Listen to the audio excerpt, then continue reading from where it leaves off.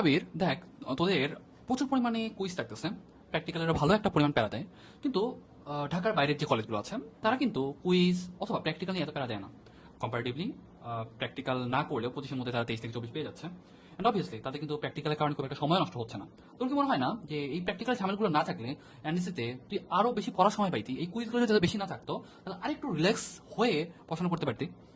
Relax হয়ে আসলে পড়াশোনা করা যাইতো, কিন্তু সমস্যাটা কোথায় হচ্ছে, আমি যেটা দেখছি যে যখন আমরা কোনো একটা টপিক থিওরি বেসড পড়ি, ওই জিনিসটা যখন প্র্যাকটিক্যালি আমরা করতে যাই, কোনো একটা জিনিস আমরা পরিমাপ করতে যাই, মেজার করতে যাই, ওই জিনিসটা আমরা আসলে প্র্যাকটিক্যালি বুঝতে পারি পড়ার সময়, যেটা কোথায় ইমপ্লিমেন্ট করতে পারতেছি। তো সেটা আমাদের একটা ভিজুয়ালাইজেশনে হেল্প করে।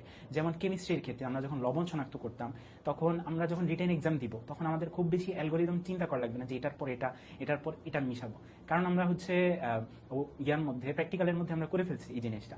তো এই জিনিসটার একটা আমাদের লজিক ক্রিয়েট হয়ে যায়। তো এই লজিকটা পড়াশোনায় খুব হেল্প করে, এবং দেখা যায় যে আমাদের ওই জিনিসটা বেশি টাইম লাগানো লাগে না, যে খুব বেশি টাইম লাগতেছে এরকম লাগে না। যে কারণে এই ক্ষেত্রে আমি বলবো যে একটা ইজিলি হেল্প করে, একটা সাবস্টিটিউট, একটা সাপ্লিমেন্ট হিসেবে কাজ করে, যে পড়াশোনায় আমাদের হেল্প হইতেছে। খুব বেশি সময় নষ্ট করে এরকম বলবো না, কারণ আমরা কলেজে যেই টাইমটা ইউজ করি ওইটাই হচ্ছে আমাদের প্র্যাকটিক্যালের টাইম 2 ঘন্টা, এবং ওই 2 ঘন্টা আমরা বাসায় আসলেও খুব বেশি যে পড়ে ফেলতে পারি এরকম আসলে হয় না।